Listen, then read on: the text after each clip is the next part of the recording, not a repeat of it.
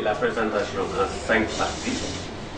Contexte et justification, changement majeur, difficultés, contraintes et faiblesses, facteurs et acteurs impliqués et les points d'attention. Pour le contexte, pour rappel, le series a été créé en 1998 sous l'impulsion de la SAED. Ces années correspondaient aux années de désengagement, que l'on disait moins d'État, plus d'État. C'est en ce moment-là qu'on a créé le series. Parce que avant cette période-là, toutes les fonctions de production, de distribution d'intrants, de travail du sol, de commercialisation étaient assurées par la SAED. Vous savez qu'au Sénégal, il y avait ce qu'on appelait la caisse de péréquation, qui était le seul organisme qui importait du riz, et on faisait la péréquation un peu avec l'importation du riz et la production pour soutenir la production nationale. Donc, on l'avait créé pour que les acteurs de la filière riz se substituent à la SAED, notamment les transformateurs au niveau de la transformation, les fournisseurs d'intrants au niveau de la fourniture d'intrants, les prestataires de services au niveau du travail du sol. Ensuite, il y a c'est ça qu'on a fait, parce que c'était comme si c'était sous l'impulsion de la SAED. À un moment donné, les gens qui étaient venus dans la filière pour chercher de l'argent, ils n'ont pas trouvé de l'argent parce qu'on avait supprimé la subvention, la péréquation du riz. On a installé les riziers. Ils ont produit du riz, mais paradoxalement, le coût du riz était supérieur au coût du riz importé. Parce qu'on avait ouvert les frontières. L'État pensait que les commerçants, nous qu'on appelle les baol-baol, n'étaient pas capables d'amener du riz au bon prix. Et ils ont inondé le marché du riz du Sénégal. Le riz produit au Sénégal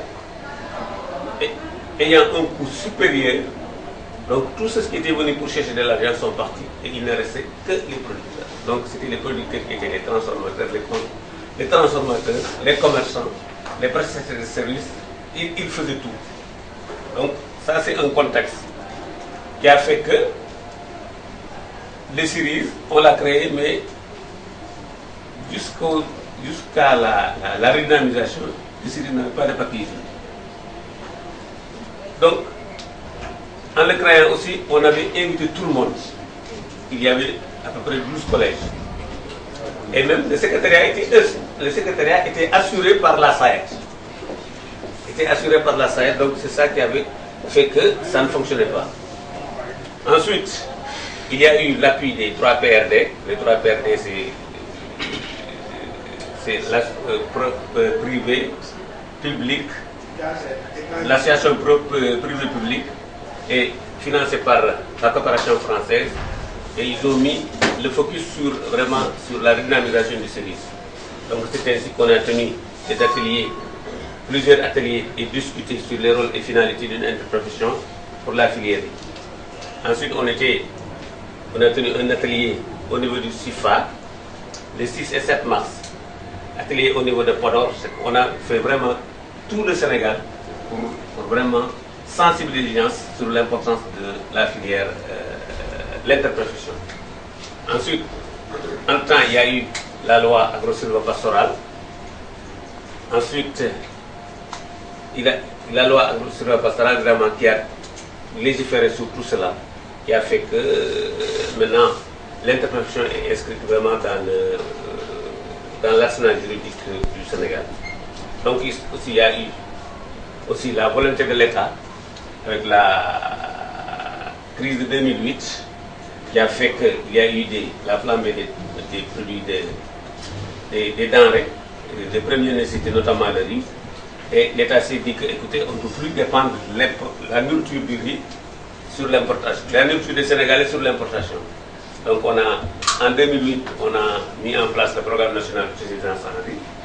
Il y a eu aussi, dans le processus d'intervention de l'USAID et des PCE, qui a appuyé, qui a pris la suite des 3 PRD, vraiment pour mieux sensibiliser surtout le collège des producteurs.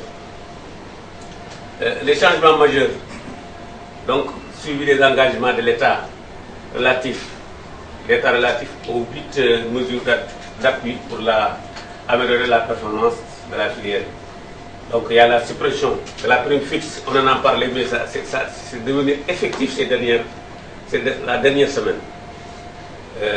Il y a aussi les achats institutionnels, on a poussé l'État à vraiment s'approvisionner pour ce qui est de l'armée, des hôpitaux, des prisons, acheter d'abord le riz local. Mais nous nous sommes dit que ça peut-être que c'est vraiment des mesures, c'est des mesures, des petites mesures, mais cela ne résoudrait pas le problème. Il va falloir amener les populations à consommer le riz local. Et Dieu merci, avec l'appui des partenaires techniques, je pense que beaucoup a été fait pour le riz local. Et les personnes qui ont eu à assister, à visiter la FIARA, la dernière FIARA, ont vu que vraiment les Sénégalais consomment actuellement le riz sénégalais. Le problème que nous avons, c'est vraiment la disponibilité en tout lieu et en tout temps. Donc les changements majeurs, nous avons discuté aussi l'État, les importateurs, les producteurs, tous les acteurs de la filière B. On a discuté sur l'indexation des autorisations d'importation de riz, parce que vous savez que nous sommes dans des pays ouverts, nous sommes dans l'OMC, il y a des choses qu'on ne peut pas se faire. Donc on a discuté avec les importateurs en leur disant écoutez, il faut appuyer la production locale. Maintenant, nous avons incité l'État, ensemble discuter les parties, en disant écoutez, pour importer du riz, il faudra d'abord acheter le riz local. Donc on a fait, au niveau de chaque importateur, on a cumulé les 3 dernières années d'importation et on a dit que si vous voulez continuer à importer, il va falloir importer, il va falloir acheter du riz local. Et pour cela, on avait dit que pour l'année passée, on avait autorisé de janvier à juillet que 500 000 tonnes de riz blanc. Maintenant, parce que juillet, ça correspondait à la récolte de la bonne saison. Maintenant, vu le volume du riz récolté, on autoriserait peut-être le surplus pour compléter l'alimentation du Sénégal. Donc il y a aussi la mise en place de fonds de commercialisation. L'État a mis 5 milliards de fonds de commercialisation pour permettre vraiment aux commerçants, aux industriels, de pouvoir acheter du paddy et le transformer et le vendre au Sénégal. Et on a mis également 3 milliards de fonds pour permettre aux industriels d'acquérir du matériel performant pour vraiment transformer le riz comme le veut le Sénégal, parce que comme vous le savez, les Sénégalais sont très exigeants sur la qualité du riz. Donc il y a aussi la subvention sur le matériel agricole de 50%, actuellement même c'est de 60% sur les tracteurs, les moissonneuses-batteuses.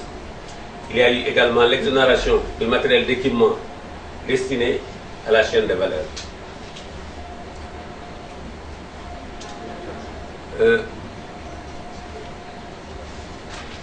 Donc le cadre de concertation et de négociation pour fixer les prix du riz paddy et du riz blanc 2 fois par an. C'est-à-dire que en début de chaque campagne, les acteurs, les principaux acteurs se réunissent, parce qu'actuellement, rappelez que le nouveau cerise, c'est 4 collèges seulement.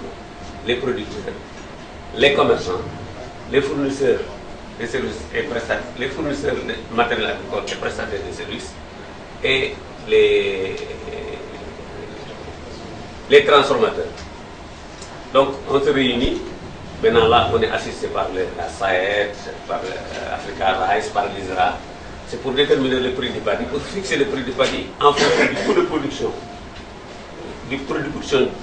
des producteurs, mais également en fonction du riz importé sur le marché sénégalais. Des cycles de négociation avec les importateurs sur l'indexation des importations sur le prix par rapport au riz sénégalais. Ça, on l'a fait, on est en train de l'évaluer pour voir l'impact. Élaboration des stratégies et manuels de procédure du cerise. Là, on est appuyé vraiment par, c'est le lieu de remercier l'UEMOA.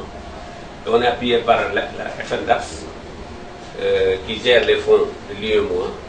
Vraiment, tous les textes ont été faits, mais actuellement on est en train de les reprendre vraiment de les conformer aux réalités qui nous concernent. Donc, on est en train d'établir, on est en train d'élaborer un plan stratégique, des manuels de procédure. On est en train de réviser les textes et d'ici la fin du mois, il y aura une assemblée générale extraordinaire vraiment pour valider tous ces textes pour l'interprofession. Participer à l'atelier de bilan sur la mise en œuvre des engagements de l'État, parce que aussi nous sommes dit à l'État, vous avez pris des engagements, nous avons pris des engagements, il faut que chaque mois qu'on se réunisse pour évaluer ce que l'État devrait faire, ce que nous devions faire, est-ce qu'on l'a fait, qu'est-ce qu'il reste à faire et qu'est-ce qu'on a à prendre pour cela, pour la suite. Allez-y. Non, c'est la suite ça. Donc, pour dire que avant l'appui de l'UEMOA, du PCE,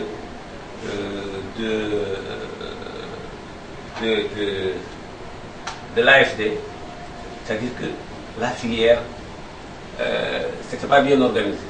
Parce que ce ne sont pas les acteurs qui avaient impulsé ça, mais parce que c'est l'État, par l'intermédiaire de la SAIF qui l'avait. Donc on a eu 12 collèges. Il y avait 12 collèges, il y avait même les consommateurs, il y avait tout le monde. Et on n'arrivait pas vraiment à en fonctionner. Je vous dis que de la création du 118 jusqu'au vers des années 2012-2013, il n'y avait pas de statut. On fonctionnait comme ça, il n'y avait pas de budget, il n'y avait pas de transaction, il n'y avait rien. C'est à partir des initiatives, quand les producteurs, les industriels ont pris ça en main et appuyés par l'AFD, par PCE et récemment par l'UEMOA, vraiment les choses ont commencé à se préciser et que chacun est en train de jouer le rôle vraiment qui est le leur pour faire avancer l'interprofession. Et actuellement, l'interprofession vraiment c'est le principal interlocuteur de l'État pour discuter des problèmes qui concernent et les producteurs, les transformateurs, les 4 collèges. Parce que chaque fois qu'on est ensemble pour aller discuter, on trouve plus facilement des solutions que séparément si les producteurs aillent de leur côté, les transformateurs de dessus. Donc, c'est sûr que d'ici la fin du mois de mai, on aura une interprofession avec vraiment des acteurs représentatifs, avec des textes, un plan stratégique, des plans d'action, un site web, tout cela vraiment avec l'appui de l'UEMOA. Maintenant, si on peut parler des acquis, c'est-à-dire que vous savez que le Sénégal, c'est un grand pays consommateur de riz. Et le paradoxe qu'on a par rapport aux autres pays, c'est que nous, on consomme des brisures de riz. Ces brisures de riz sont des sous-produits ailleurs. Et que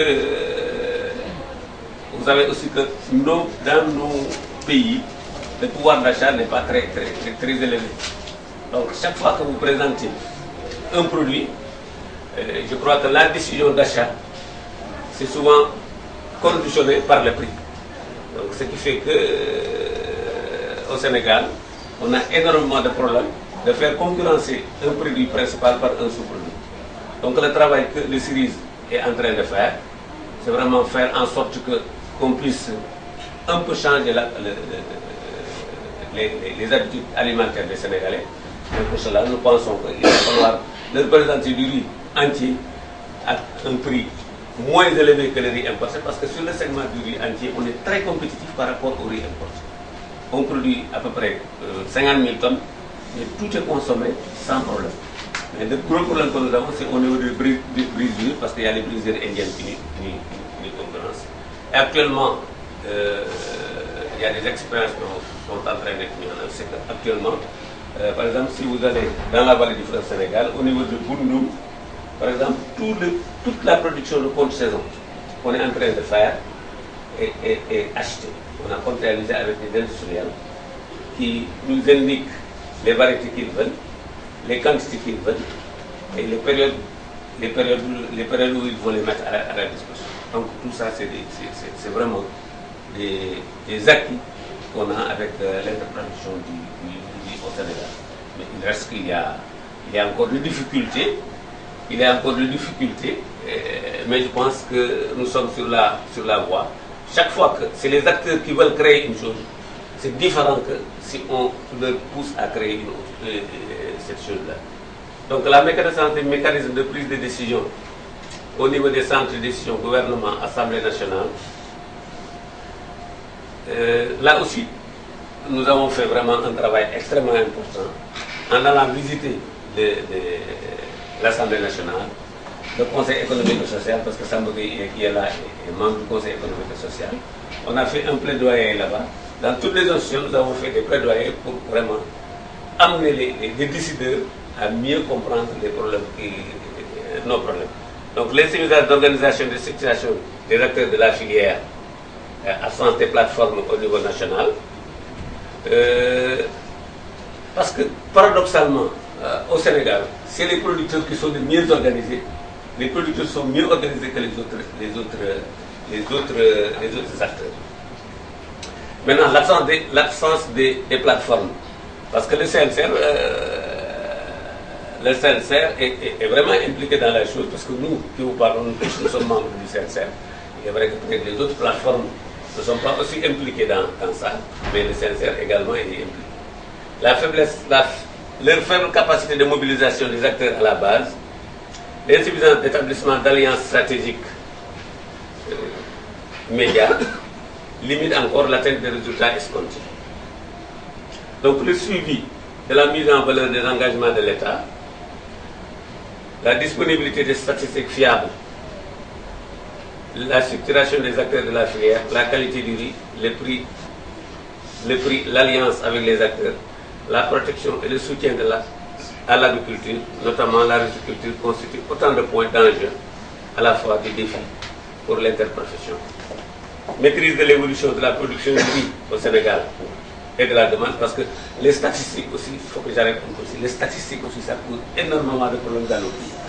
Des fois, on annonce des statistiques qui ne correspondent pas vraiment à la réalité.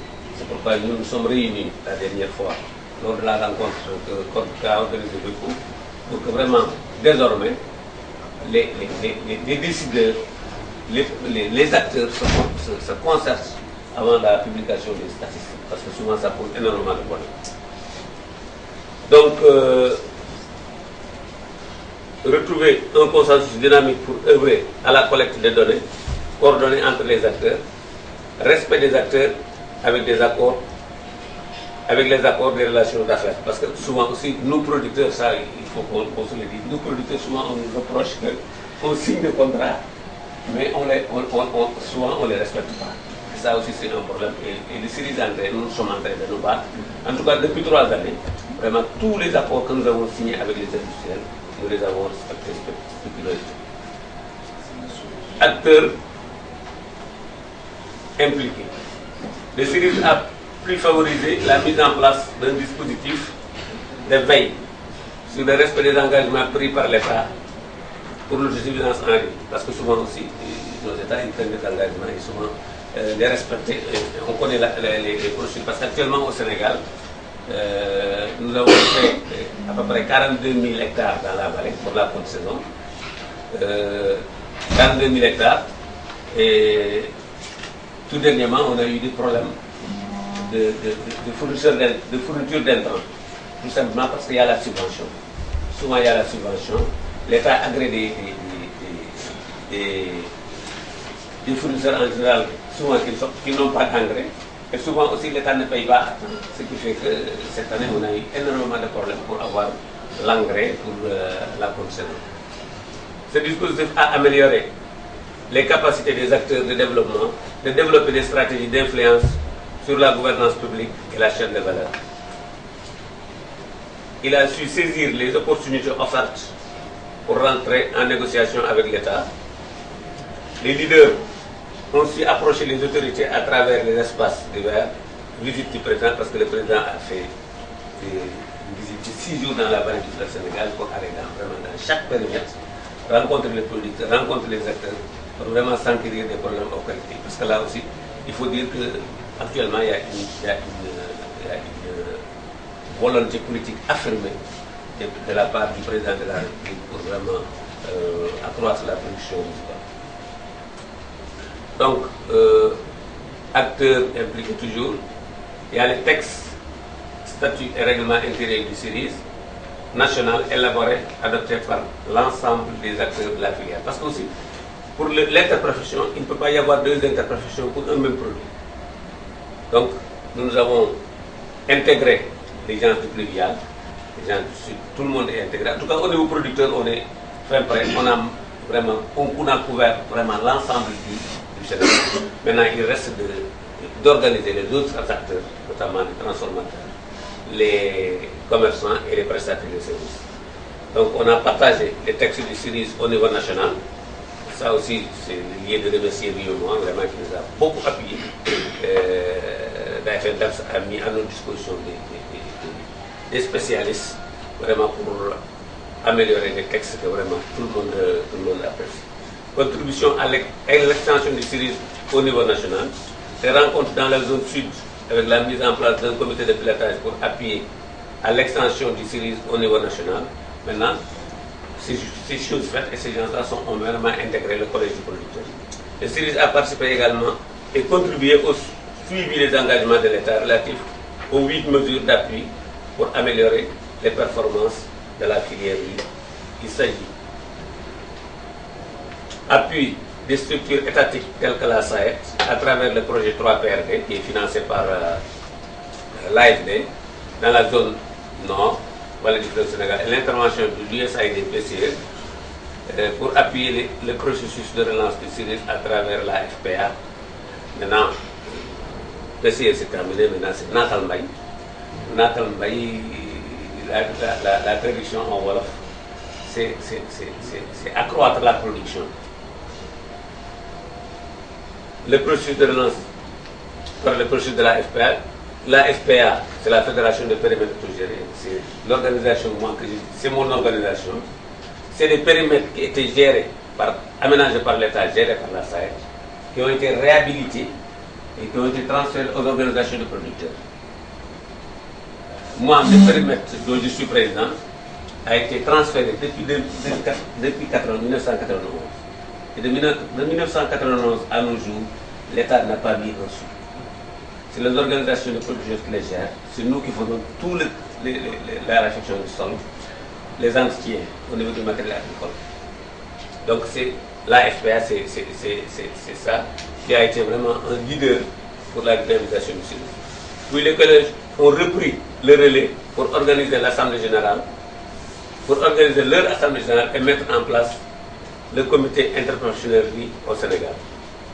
Les points d'attention. Aujourd'hui, la priorité réside dans la restructuration pour réaliser un cadre interprofessionnel fort et représentatif des acteurs. Une mise en œuvre des conclusions de l'atelier bilan participatif des engagements de l'État à mi-parcours du plan dans le cadre du projet UEOP tenu en décembre 2015 par VECO et ses partenaires. Fédération nationale des producteurs de riz, de Proba, FIJAC. Parce que là aussi, il faut préciser que la Fédération nationale des producteurs de riz existe au Sénégal. Et il y a le collège de producteurs. Nous, ce qu'on est en train de faire, c'est vraiment de prendre la fédération pour qu'il devienne le collège de producteurs. Parce que la fédération rassemble l'ensemble des producteurs de riz du Sénégal. Le collège rassemble l'ensemble des producteurs du Sénégal. Nous, on a dit qu'il ne faut pas avoir deux structures qui font la même chose. Il faudra supprimer. Je crois que prochainement, on va supprimer la fédération nationale, ou bien que la fédération nationale devienne le collège des producteurs de riz, parce que en fait, c'est les mêmes producteurs. Donc c'est ça les expériences que nous avons vécues au Sénégal. On vous remercie de votre attention.